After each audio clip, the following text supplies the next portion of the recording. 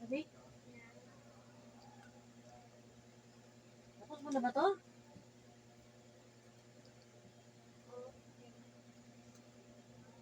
Ng salita na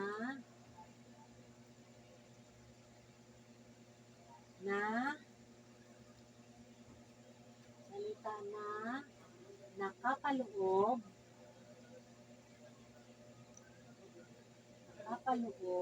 L-O L-O-O B nakapaloob din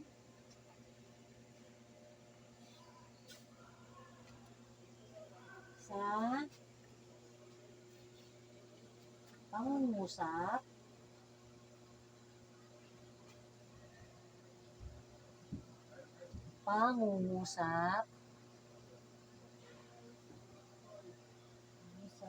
na ginamit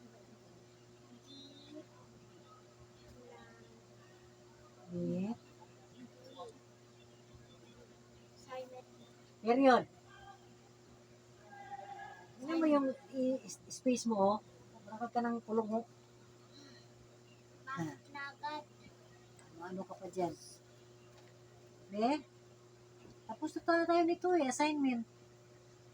Yan yung sinulat natin sa assignment yung marangya, mayaman. Sunod.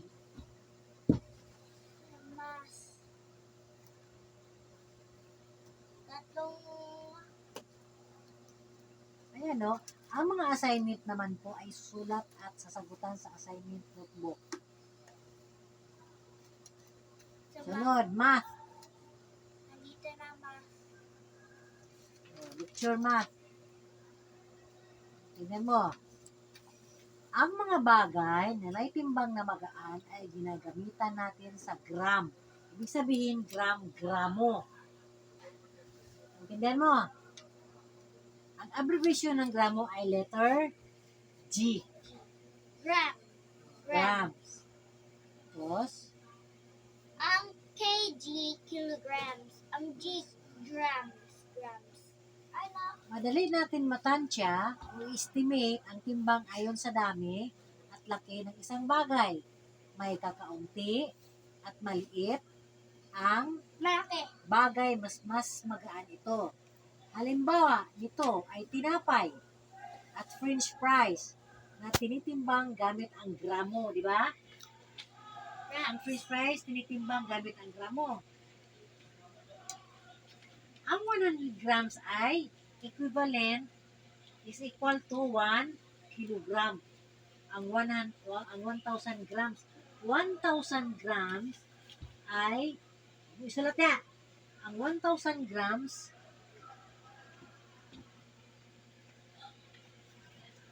bibigyan mo ako ng ballpen na lang para maklaro ninyo.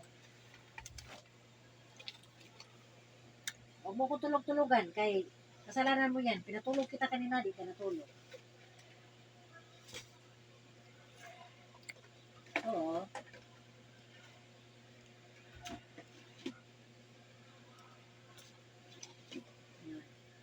Ang 1,000... Tingnan mo. Ang 1,000 grams ay equal to 1 kilogram. Ganun yan. Kilogram ay kg. Tingnan mo.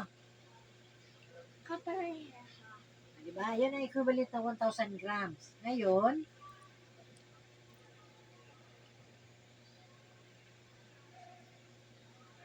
ang abbreviation ng kilogram ay kg. Ito naman ay ginagamit sa mga bagay na may timbang na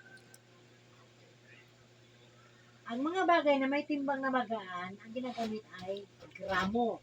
Ang mabibigat naman ang ginagamit na timbang ay kilogram. Kilo. Halimbawa, ang kilogram ay galong. Halimbawa, ibig sabihin, ang 1 kilogram, ang estimate ay 6 na galunggong.